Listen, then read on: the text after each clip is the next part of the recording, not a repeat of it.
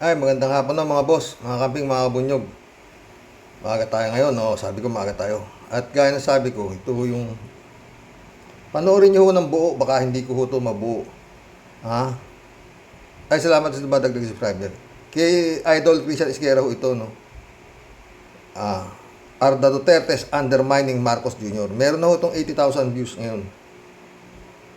Pakinggan ho natin. Ha? Dahil kasi itong nung magkasama sila, mahirap gawing accountable yung mga Dutertes kasi nakakasilong sila no, dun sa power and influence ng Marcos administration. So mahirap silang gawing accountable dun sa mga krimen na nagawa nila ng kanilang administrasyon. Pero ngayon wala nang ganung cover and protection, vulnerable na sila. Kaya pwede na natin silang mapanagot dun sa mga ginawa nila nung kanilang rehimen. Ano yung mga nakikita nyo mga pronouncements or siguro moves recently which made you think na mukhang kaya nang ma-hold accountable si dating Pangulong Rodrigo Duterte despite the unity team na nanalo ng 2022? Ano yung mga nakikita nyo? Ano yung mga nababasa nyo? Ang nakita ko rito simulat sa pool, nung nagkaroon ng raid doon sa mga, alam niyo yung mga pulis na cartel noon, yung mga senior officials, yung si Master Sergeant Mayo, ayan. Parang wala na nga ho rin yun. Maingay ho nun yun, no? Umabot pa yata sa Senado yun o sa Kongreso. Yun yung pagkakaroon nung Shabu na yun. Pero parang wala na naman ngayon, di ba? Tuloy natin. Yung grupo na yan, yung cartel na yan, dati, sila Duterte ang may hawak niyan. No? Sila ang nagpapatakbo niyan. So, protektado sila. They can do whatever they want. Pero, nung naupo na ang Marcos administration, hinuhuli na sila. No? Hinuhuli na yung mga drug shipments, yung mga involved sa illegal na droga. Regardless, kahit mga general pa yung mga involved dyan. So, nakasuhan sila. Then maalala natin yung pagkamatay ni ni Percy Lapid. Talagang vigorously pinursu yun. At eventually si Bantag ang na-identify as a mastermind. At least up to that point yung naabot 2 days pa lang ho to, 2 days pa lang. Siguro napanood nyo na iba eh. nila.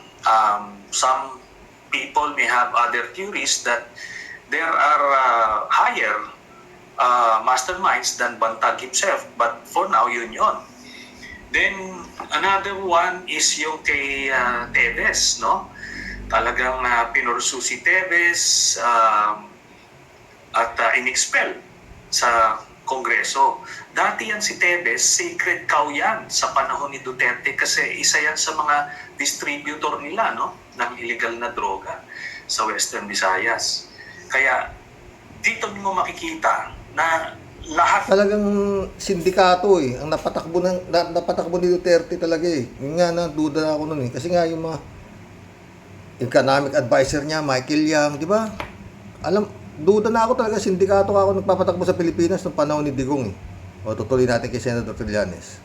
at nung kanyang criminal enterprise ay Criminal enterprise talaga eh, di ba? na-expose at vulnerable under the Marcos administration. And syempre, you cannot blame the Marcos administration din kasi regardless kung ano man yung kanilang basis ng political alliance when they got together nung campaign, I am quite sure na hindi kasama dyan yung pag-protect ng criminal enterprise ni Duterte. Kaya yun. Okay. Pero dito, assuming na yun talaga yung track na ginagawa ng Marcos administration, would you say na ginagawa nila yun because that's the right thing to do? Or it's because they also want to protect their own political interests vis-a-vis the Duterte's political interests? Ang bureaucracy. Kaya pala yung Tebes, wala doon sinasabi, nilalabas ni Digong na matrix niya. Eto mga involved sa droga, narco-politician, narco-generals, so. wala si Tevez. Yung pala, bata niya si Tevez, no? Tingnan mo. By default, ginagawa niyan yung kailangan niyang gawin, yung tama. Pagka may mali, may mga illegal, uhulihin niya, no? Pero pagka merong protector, Yun. doon lang pipihitin yung batas at o proteksyonan, ililihis. Yun yung nangyari nung panahon ni Duterte. Kaya nakita mo, walang drug lord na nag-supply na itong mga shabu na nahuli or even na-identify. No? Kaya for all his talk about being the foremost crusader against illegal drugs, wala naman siyang na-identify, wala nga siyang nahuli, no? Ina-arbor niya lahat. So, ang nangyari doon, pagkaupo ng Marcos administration, since wala ng proteksyon, yung bürokrasya, bumabalik siya sa normal. Huhuliin niya kung ano yung dapat huliin, di ba? Kaya ganon. At ine-expect nila na na itong yung pagpatay kay Percy Lapid, in particular, akala nila, mapoproteksyonan sila, no? Na tipong tuloy-tuloy pa rin tayo. We can just kill anybody. Naalala niyo nung panahon ni Duterte. Kahit ano pa yung circumstances mo, no? Pag pinatay ka, sasabihin lang nila sa media na, hindi, ano yan involved sa illegal drugs. Parang Or tapos ng laban. wala nang question. Kahit hindi nga ng laban Di ba kahit sino yan, barangay captain yan, mayor, vice mayor. Basta sinabing ka involved ka sa illegal drugs, wala na parang it's a free pass. So they were hoping yung ganito, yung mga ganitong pagpatay, babaliwalain na kasi na-normalize na nila. Kaso hindi, hinuli sila, umabot doon sa mastermind. Ngayon yan si Bantag, marami yan, maraming mga hit na orders yan, mga pinapatay, inutusan na patayin. Hindi pa natin na-unearth yung iba dyan, so nawala yung ganung capacity niya. Yun. Pero hindi ba malakas pa rin yung impluensya o kahit paano nandun pa rin yung tentacles? Sorry. For lack of a better Tentacle, si Galamay, di ba? word, ng dating Pangulo within the bureaucracy. For instance, doon sa uniform services.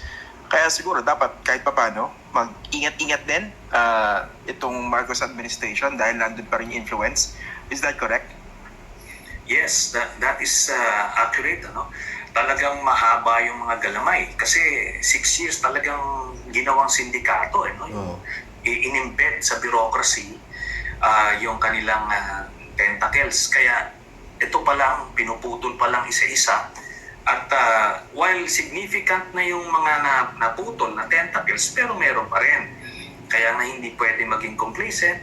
At any small opening na makita nila, talagang papasukan nila yan at i-undermine nila itong Marcos administration. So far, with what you've been hearing or seeing from the camp of the Dutertes, the fact na nagsasalita openly against a Marcos policy, yung Vice President, na to me, dahil close naman sila supposedly, pwede naman yan sabihin, no? Mr. President, hindi ako agree dyan sa resumption ng peace talks. Talagang she went public, no? Of all issues that she could have picked.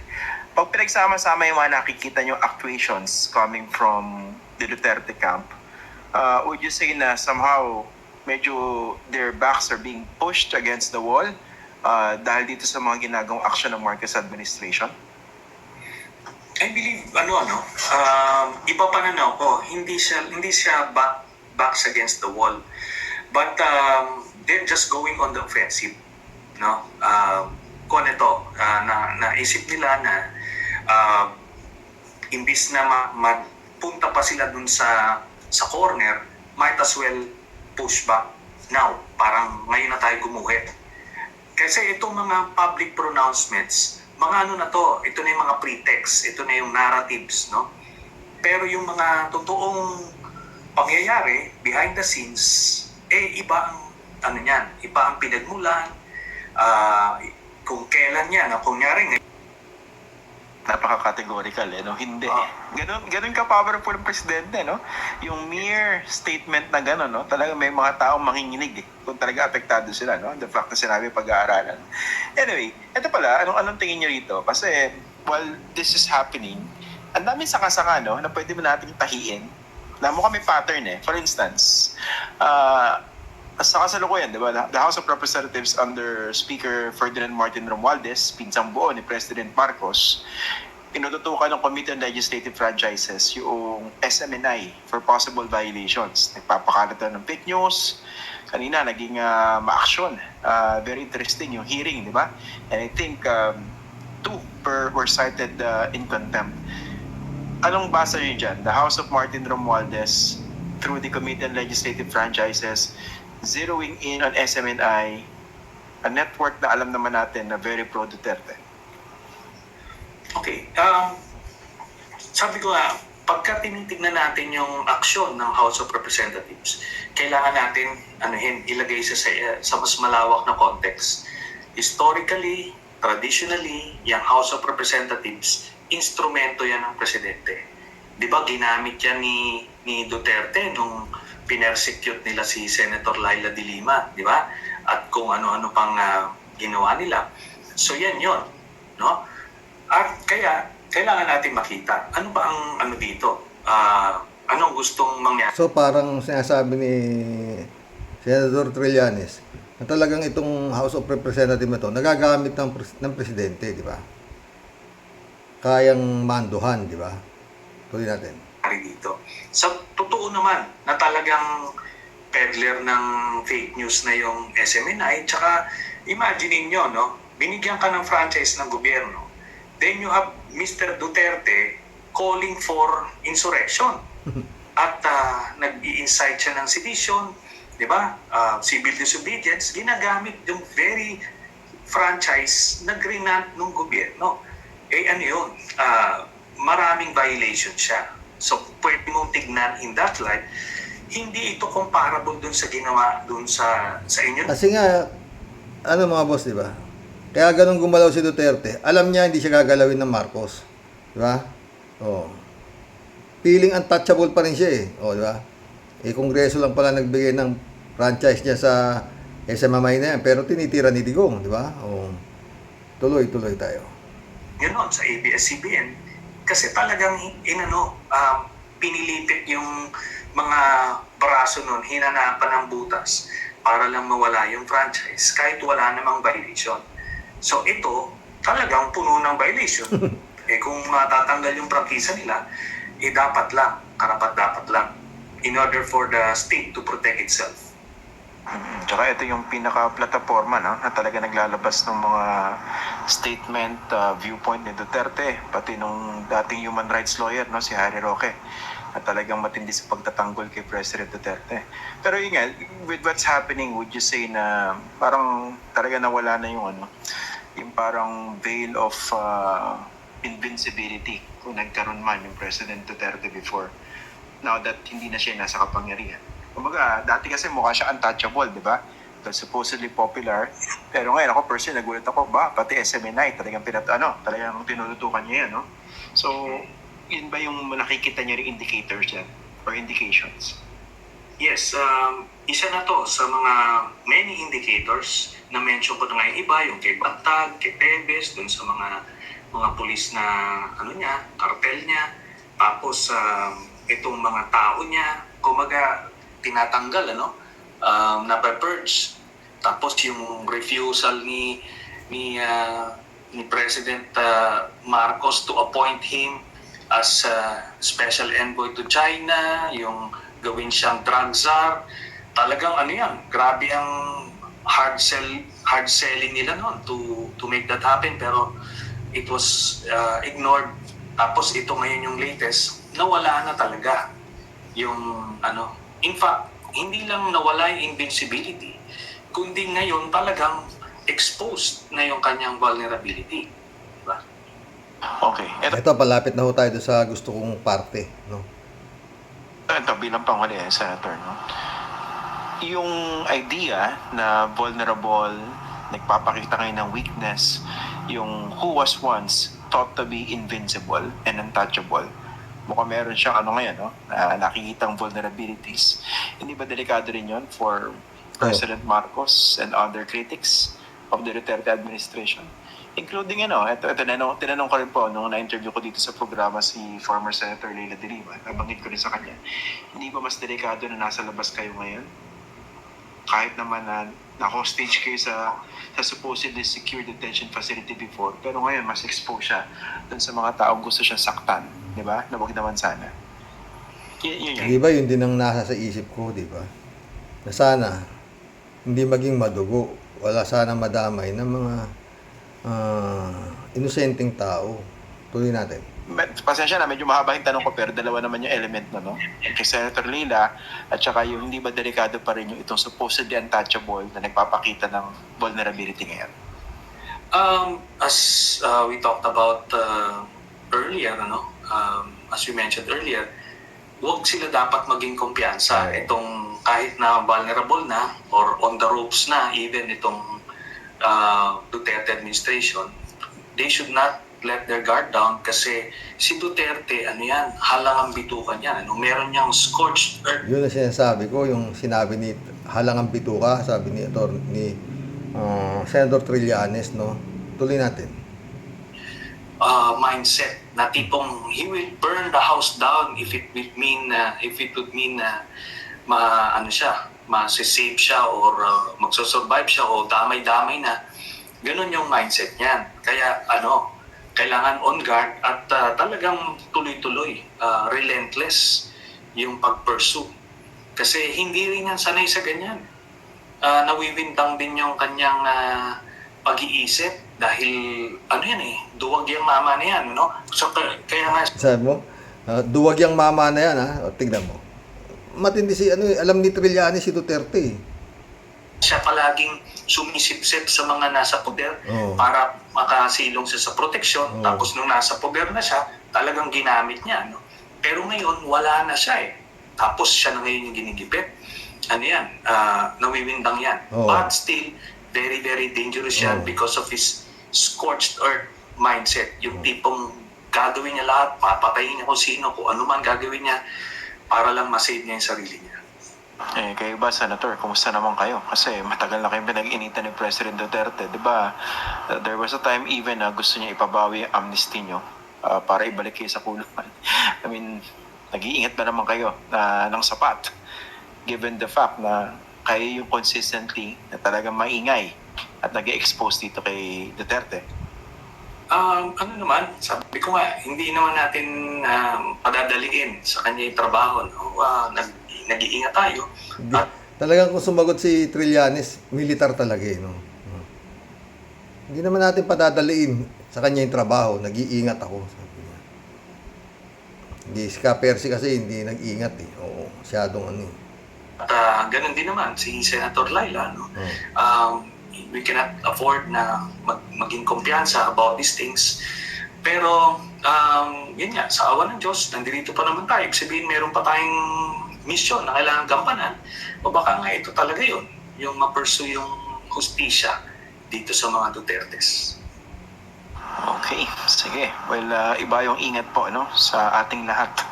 Maraming salamat po, former Senator Sonny Trillanes, for joining us. Maganda po yan, panoorin nyo. Pinutol ko pa po yan. Yun lang kinuha ko yung magandang sinasabi ni although maganda ho lahat ang sinasabi ni Senator Trillanes dyan, pero yun kinuha ko yung mga malulupit lang no? Tungkol ho doon kay Digong. Talagang sinabi niya na talagang pinaligpit niya yung mga kalaban niya sa droga.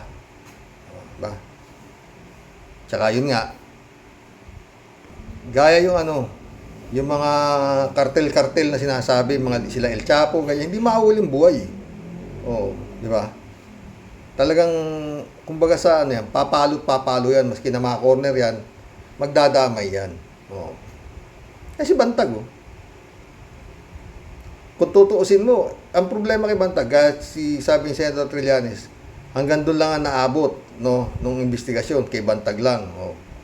Pero si Bantag, kung yan, di ba, nung tinuturo pa nga niya, talagang mastermind, si Rimulya Di ba mga boss? Tinuturo niya si Remulla ang mastermind, hindi ako. Pero, yun nga, kumbaga sa nakapwesto si Remulla na siya ang justice di ba?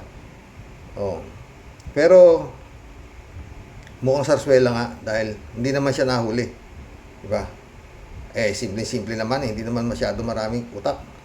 No? Alam mo kung nasaan, popostehan mo lang Pagbaba ng warrant of arrest, dadamputin mo na lang. Asa ng intelligence nyo para makawala yung tao na yun? Umatin pa nga ng graduation ng anak, di ba? Yun ang mga bigat na sinabi ni Senator Trillanes. No, hindi pa rin dapat magkumpiyansa. Kaya yun nga, siguro, si His Excellency, dapat alam niya yan. At yung mga advisor niya na ingat-ingat siya, di ba? Alam mo yung mga taong parang hindi na makaintay sa nangyayari, parang hindi dapat yan ng kung sino, baka nagsisisihan pa yan yung mag-ama na yan ba sinabi ko sa'yo, baka yan ang mangyari, ay hindi ka nakinig, ganun yan tignan mo ngayon, binitawan natin yung pwesto, eto ngayon na nangyari, sigurado kasi nga di ba, abordo si Digong, ayaw niya talagang ibitawan yan, pati si Bato nga gagawin niyang presidente doon mo na makikita na anong hawak nitong tao na to?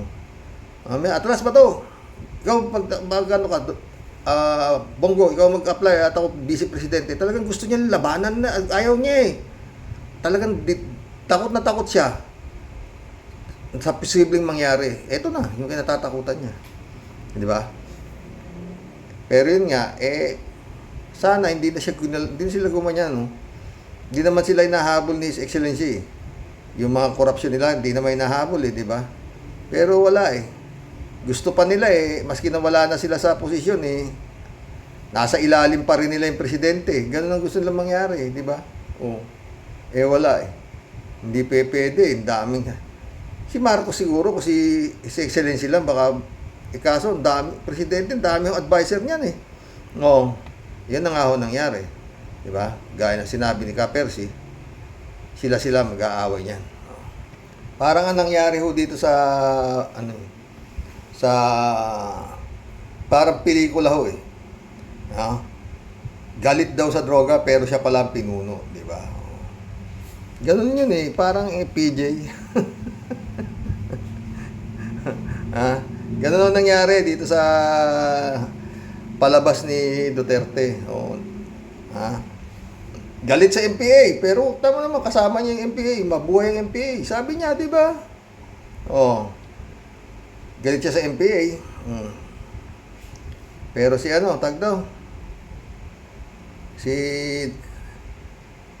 si Celes, high-ranking MPA. Sama niya. Diba? Miyembro ng Henti Hephelkak ba yun? Ayun, nandun yun. Oy mga boss, nag-hunger strike ko yung si Celes saka si Badoy ilang araw nang hindi kumakain yan pinagluloko nyo naman mga tao diba?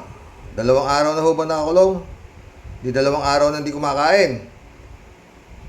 Bukas Sabado 3, tapos Linggo 4, tapos 5 araw sa Lunes, magre-resume yata yung investigasyon na yan, hearing na yan, sa Kongreso.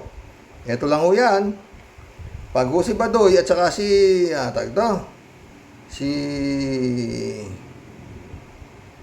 Celes, maitim pa sa Lunes, hindi ho yan totoo. Hindi ho totoong hindi kumain yan. Kabaliwan ho yan. Sino? Isang araw, 2 araw ka lang hindi kumain pag hindi maputla ka pa sa suka di ba? Isang araw ka hindi kumain yan 2 araw na. Pangatlo na yata ngayon So yung pangatlo na pangatlo, bukas 4, 5 5 beses hanggang Lunes hindi pa rin kumakain. Pag lumabas yan, either na gaganon-ganon yan o other way around na malatang malata po ang itsura niyan. Yan o yan. Pero kung niloloko ho nila tao, na hindi sila kakain. Ewan ko. Kung may lulusot pa sa... Yung balitang-balita na hindi kakain yun. Posible.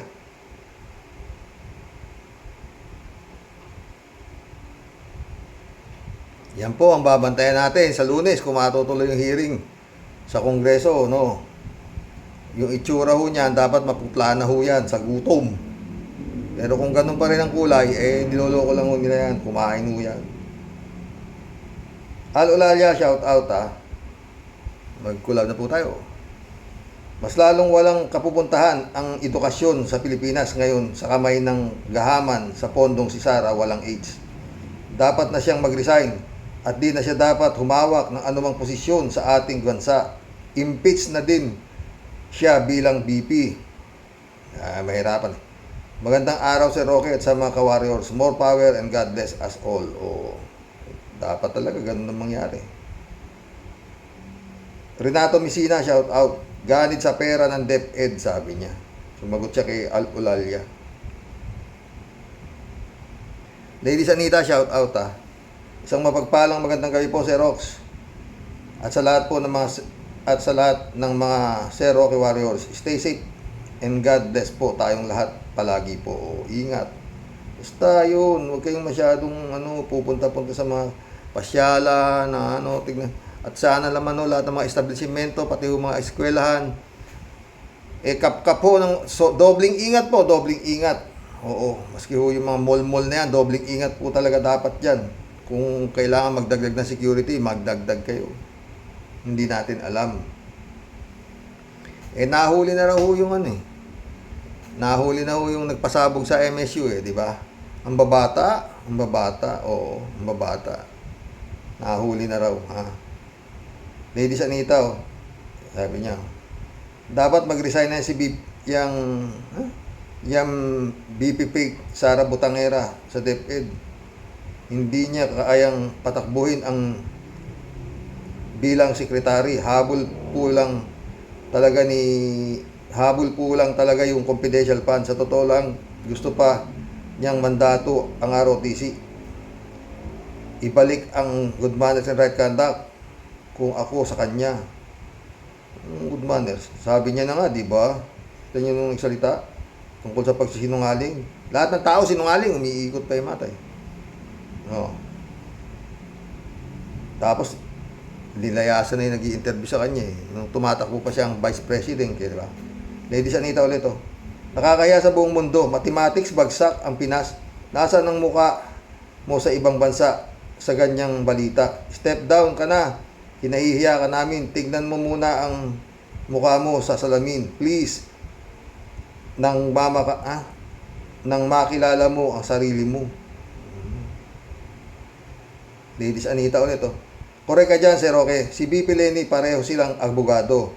Ngunit ang layo ng pagkakaiba. Imagine si BP Lenny, hindi nakikialam sa Malacanang. Maraming nagawa na good work si BP Lenny at natulungan, binayaran yata ang diploma ni Butangera Sara sa abogasya. Kaya ganyan tabogo niya at kadabogo niya, sabi. Ladies Anita ulit. Badoy and Celes, Merry Christmas sa inyo. Bagay sa inyo yan sa loob ng kulungan dyan sa House Representative. Ang ganda ng kulungan nila, maluwang at aircon, ha? With matching malambot na kama. Diba? At nakakagamit pa ng cellphone. At yun nga, sabi ng mga abogado nila, for humanitarian reason daw, palayain daw muna at magpasko sa labas. Si Laila de Lima, tagal-tagal sa loob, hindi man lang naghingi ng humanitarian reason. Diba? Kayo ng sus. Ewan ko lang pag inaprubahan nyo yan, talo kayo. Pag pinabayaan nyo makalaya yan para magpasko sa laya. Diba? Ladies Anita ulit Sir Rox, maraming salamat po sa good news na ibinahagi mo po sa aming lahat. Good night po. Have a peaceful night po sa inyo. In loving Mrs. po. Get well soon po siya. Salamat Ladies Anita. Elizabeth Iscare, shout out. Oh.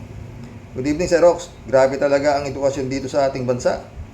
Lalo na nung mag-pandemic, module pa ang ginagamit na halos walang natutunan at nakakapagtapos ng wala namang alam. Kaya nga, ay kawawang mga Pinoy, ano na ang kinabukasan ng mga kabataan ngayon? Wala. Anong... Eto. Temari Bernardo, shout out ah. Maniniwala ka dyan, Karox. Binayaran lang para mag-rally ang mga yan. Hayaan mo at di naman magtatagal sa rally yung mga yan. Totoo, yung mga nagrarally, palayain, di ba? Ano yan eh. Siguro, 500 isa yun. Pwede na yun, magrarally na yun dun. Bibigyan sila ng ganyan. Elizabeth Iscare ulit. Tapos itong si Sara na wala namang alam sa pagtuturo, naging sekretary pa siya dito. Kaya ano ba alam nito tungkol sa edukasyon? Gusto lang ata nito confidential fund eh. Wala naman ang confidential fund, tinanggal, di ba? Kaya gusto niya makahawak na posisyon kay BBM, di ba, Sir Rox? Ito ang alam kung bakit gusto nilang magkaroon ng mataas na katungkulan. Money. Totoo. Pera yung Raul Villanada, oh. Shout out. Greetings, Kuya Rox, at sa inyong may bahay. Get well the soonest po, Commander. Di pa nga na-i-schedule hanggang ngayon eh. Pero anyway, hindi naman siguro masyadong ano yung operasyon niya. Hindi naman siguro. Minor lang siguro. Oo, ang mabigat lang, yun nga, kailangan sugar niya ma-maintain. Yun ang inano nung internist niya. Oo. Yung diabetes niya, ganun din. Oo. Anyway, ano naman siya, di naman siya, alerto naman kami sa kanya. Meron kayong pan-check ng diabetes, yung sugar niya, meron kayong pan-test ng high blood niya, o tsaka dasal, mga boss, ha. Roll bilyan natin dito. Ba't naman tayo nung araw hanggang grade 6 lang ang elementary? Grade 4 ang high school. Hindi naman tayo nagkulang. Marami pa rin mga naging mga magagaling na mamamayan bilang mga professional. Totoo yan. Ngayon ang pusa. May grade 12, may kung ano-anong ginawa. Ewan ko kung ano ang ginawa. Ang tagal-tagal na yung 6 na taon sa elementary, 4 na taon sa high school. Noon nga tayo eh, pag graduate mo na high school, pwede ka nang kumuha ng abogasya eh. Ha? Pero ngayon hindi, pinahirap nila. Kailangan graduate ka pa ng isang kurso bago ka mag-law. Oh, kailangan CPA ka pa, if possible. Oh. Ngayon, ganun na. Noon hindi. Pag graduate mo ng high school, pwede ka na mag-enroll ng law. Oh. Julito Rubilos, shout out. Good PM. Rox, mahina si Sara na humawak ng DepEd. Dapat maghanap si BBM na magaling sa edukasyon. Inuna kasi confidential fund, tuloy, napabayaan ang edukasyon. Maniwala kang edukasyon. Diyos ko. Ewan. Elizabeth Iscari ulit. Sir Rox, tungkol naman dito kay Celes na tinatanong ng mga congressman, grabe ang tapang nito at kung makasagot, binabastos na nila ang mga ito. At kangaroo court daw yung ginagawa ng mga congressman. Wow ha, ang sarap sa pakin ng mukha nito. Kakagigil. Ang tapang man naman, Elizabeth. Buti na lang mahaba ang pasensya ng mga congressman. Kaya dapat lang tuluyan na itong ipasara. Mga pwe sila, Sir Rox. Yan naman ang sasabi ko. Pag hindi yan nasara, nagsayang lang sila ng pera, di ba? Pero sa tingin ko masasara. Oo. Ferdinand San Juan, shout out ha. Good evening po, Karox. Talagang, kasi pag hindi na ipasara yan, kahiya-hiya naman kayo mga taga-kongreso. Jesus Mariosep. Napaka-imposible talaga. Dapat nga, pinatatawag niya si Kibs eh. Yun pa isang nakakapagtaka eh. Dapat yun ang sinusupuenan niya si Kibuloy eh. Yan ang patawag niyo dyan eh. Oh. Ba?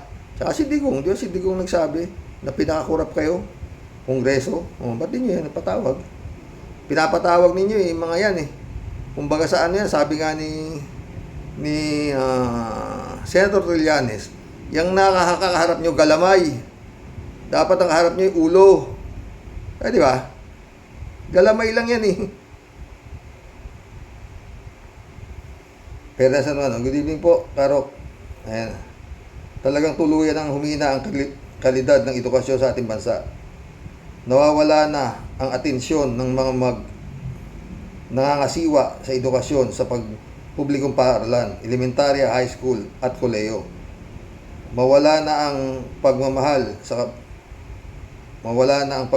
kabataan. Pondo na nararapat na ituon sa mga pangailangan ng mag-aaral, mga guro, mga silid-aralan at paaralan, pero awayan sa politika ang nangyayari sa ngayon. Yan po ang aking napapansin. Totoo ang napapansin mo, Ferdinand, parehas tayo. Nararamdaman na at nakikita, tanging dasal na lang po ating aasahan. Natugunan ng mahal na Panginoon Diyos ang mga nangyayari sa ating bansa. God bless po.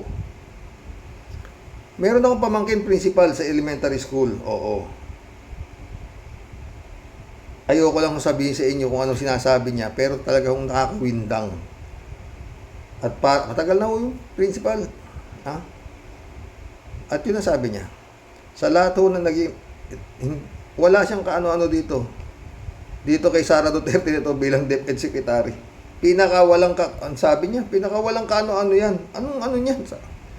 Ang dami ho eh. Talagang, sa bagay, alam niyo naman, di ba? Paano magiging, Diyos Mariosep. Ang sabi nga nung pamangkin ko, anong alam niyan dyan? O, di ba? Yun nga ang NPA.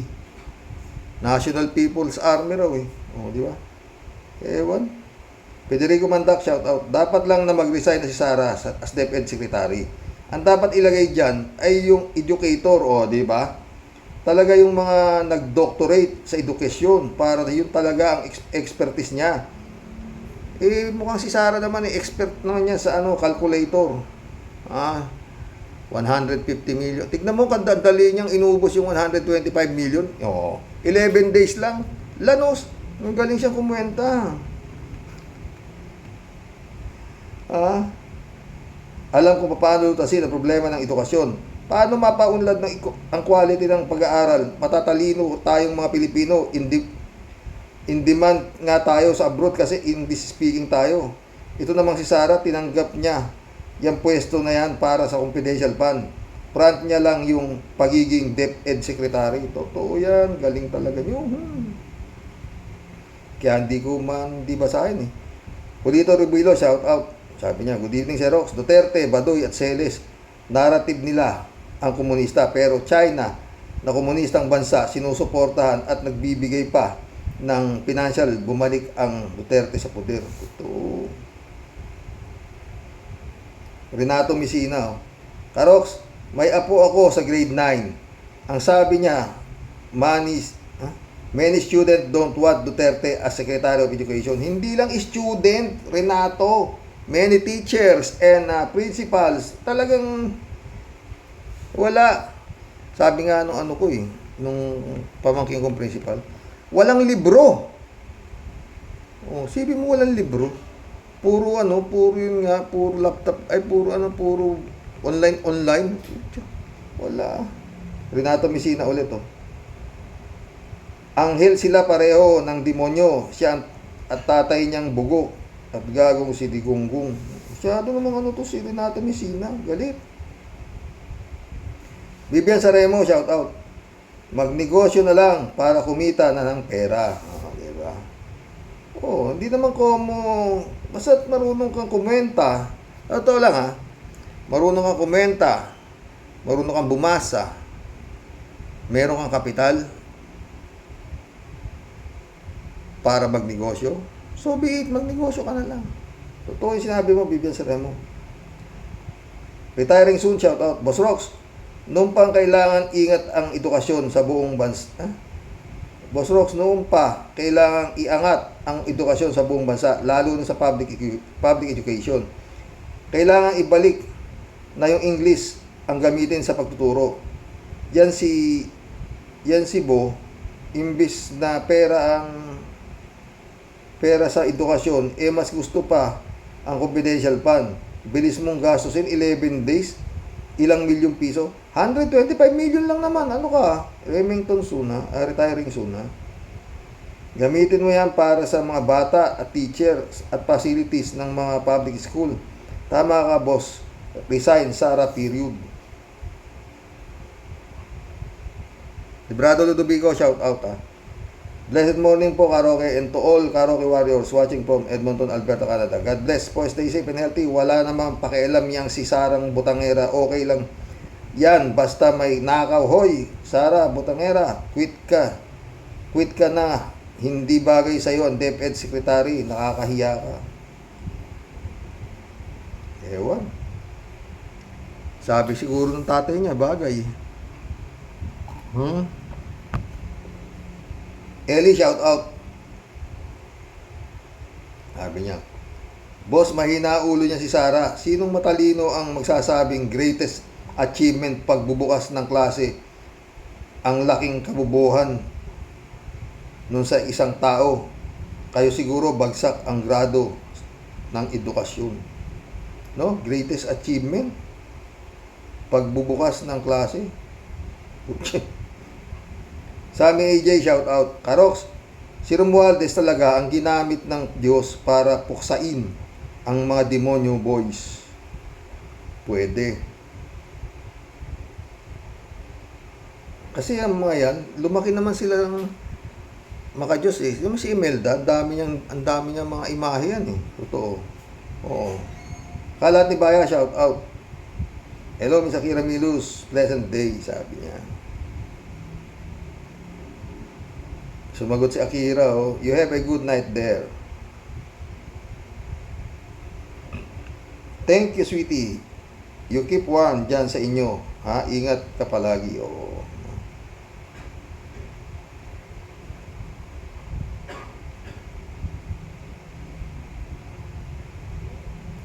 Good evening, Karaoke.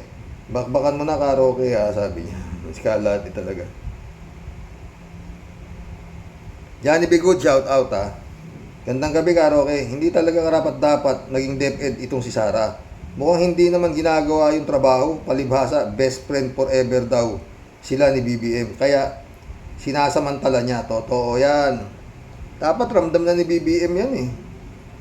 Ha? Kaya lang yun nga. Sabi, utang na loob daw. Dati baya ulit to. Yeah, 76 out of 81. Ano to? Bayan ng mga Boplax. Ay. Okay na ako dyan si Kalati. Bakit? Wala tayong magawa eh. Kalati Baya ulit oh. Anyari. Third from the last. What a fucking shame. Diretso na sa inidoro ang kinabukasan ng Pilipinas.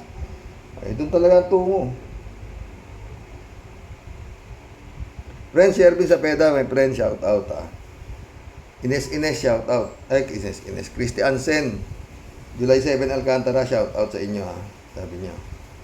Kumakaway at bumabati po ng magandang buhay sa ating pong lahat, mga Rocky Warriors, the great. Impong Basyang Team Tiadeli po is in the house. As usual, para po sa mambuisit at makikuda po sa topic mo po today, Sir Rox. Ano to? Greediness po, wala nang iba. Gusto lahat sakupin. Para lahat ng budget pasok sa banga. Puro ligwak naman po. At no chance. All to have something to be proud of herself po. Na nagtatrabaho po siya talaga. Ang malupit lang po, Sir Rox, hindi po siya ang apektado. Mga kawawang teacher at estudyante po natin. Totoo yan. Ang nagsasaper. Sobrang kulelat na po tayo. At aping-api dahil wala naman po siyang alam kundi manapak lang. Pagdating sa ganon, highest honor po tayo. Terox, patayan, droga, kurakot, mga halang bituka, name it. We got it po. Di ko po alam bakit kailangan niya pong maging gahaman at sobrang swapang. sa kapangyarihan. She is very controller. Gusto niya lahat kanya. At kaya niyang pilipitin lahat ng liig, lalo na yung mga kumukontra. Di ko po ma-imagine talaga. 12 years in a row, Pilipinas is under the control ng sobra pong lulupit na Panginoon na katulad po nila. Walang patapatawad, patay kung patay. Diyos ko po, Lord. Yung 6 na taon, sobra ng dusa at hirap. Dadagdagan mo pa ng another 6 years, Sir Rox. At talaga pong waka nga, patuka na lang talaga lahat sa ahas. Dahil kung siya po ang nakaupo, palagi pong dilim, wala pong liwanag. Totoo yan. Gising ka po. Wala pong bukas na may pag-asa. Totoo yan. Hindi ko po maintindihan bakit sobra pong dami ng mga tagabaliwag na sobrang diehard ang halik sa tumbong ng Panginoon ng lahi ni Satanas. Pera yan, friend Cherving K. Para naman doon po sa 2 kangaroos na nagpipitik bulag sa loob. Kung ako sa inyo, mas piliin ko na dyan sa loob ng Senado nakakulong. Kasi pag talagang sa bilibid kayo nakakulong, baka di lang kayo mag-hunger strikes. Lunod pati butas ng puwit nyo sa lupit ni Dagul at Piryong. Ay, buwisit. O sige, apila pa. Mabuti naman yung mga hunger strikes nyo at nang mabawas-bawasan ng konti ang masasamang kolesterol sa mga utak ninyo. Pweh, sa bagay maganda yan. Sama-sama together. Dapat join in na rin si Choke at Tuko. Susunod yung 2 Panginoon. Impong ba siyang lalayas na po bago po ako mahambalos ng mga kalupon ko. Sa inyo pong lahat, palagi man pong nambubisit, pero sa inyo po tunay pong nagmamahal. Ito po ang malupit at aswang at inyong Tia Deli. God bless, Rox. Shout out Sister Grace. Grace na. O Pasko na, kita-kits na naman ni Sister Grace, malapit na naman. Baka pwedeng last na. Si Lord naman ang papaskuhan mo at birthday niya. Peace and love, sister, para kay Jesus. Sana magbait ka na. Gagawan ko na naman ng vlog to. Oo, bago magpasko, friend, Cherving ka. Talagang tarantado araw-araw. Nagkita na naman kami sa korte. Oo, ay naku. Anyway, maganda naman ang at least, sigurado ako sa pag ako na, ay, magagalit ako. Sige. Tsaka siguradong walang talo. Pero nga, hanggat maaari, si Grace Sing Say na yan. Ay, mahaba to, Prince Ervin. Saturday bukas Akira Milo, shout out. Magandang gabi po dyan sa inyo, Mr. Totoo lang. Watching right now po. Ari, shout out. Dapat tanggalin si Sara sa pagka-DepEd Secretary Karaoke. Hindi siya bagay dyan. Hindi siya naniniwala sa honesty. O yun na naman. Ang talagang galing ni Aris. Yan ba ang dapat matutunan lalo ng mga nasa elementary? Vice President na lang siya. Kahit na anong gawin niya dyan, kapalpakan, tanggap pa. Huwag lang yung may kinalaman sa edukasyon. Tama, Aris. Di nga siya naniniwala sa honesty, di ba? Anong honesty? Sabi niya, lahat tayo sinungaling, mga sinungaling. Sabi niya. Edelberto Garcia Jr., shout out. Kaya bagsak ang edukasyon dito sa atin dahil ubod ng bobo ang DepEd Secretary. Abogado ba yan o abogago? Ewan ko nga totoo lang, di ko rin alam. Akira Milos ulit Dan watching po, isang napakagagang umaga po, Friday dyan po sa inyo, sabi niya. Aris ulit naintindihan kaya ni Badoy at Celis ang ibig sabihin ng writ of habeas corpus? Magsasampa daw sila ng writ of habeas corpus sa pagkakakulong nila sa Kamara. Siguro mas lalo nilang ididiin ang kanilang sarili. Ginagawa talaga nilang bobo ang Kongreso. Wala bang magandang dahilan ang Kongreso na ikinulong sila? Dapat si dating Senadora de Lima ang gumamit ng habeas corpus na yan dahil alam niyang wala siyang kasalanan nang ipakulong siya ni Digongyo.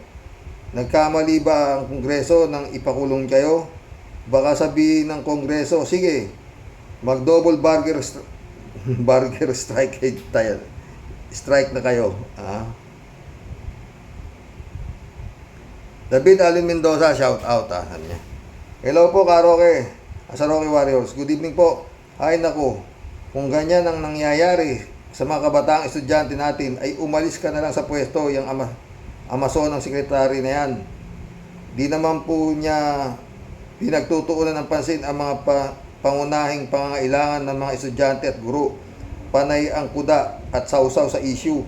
Ayaw mawala sa limelight kamukha ng ama niya, pero malabong mag-resign yan malabong mag-resign niya sa kapal ng mukha niya.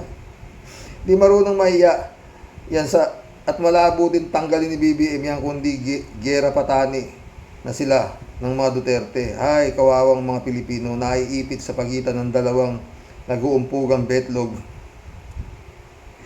Ay, bato pala. Ay, naku, David.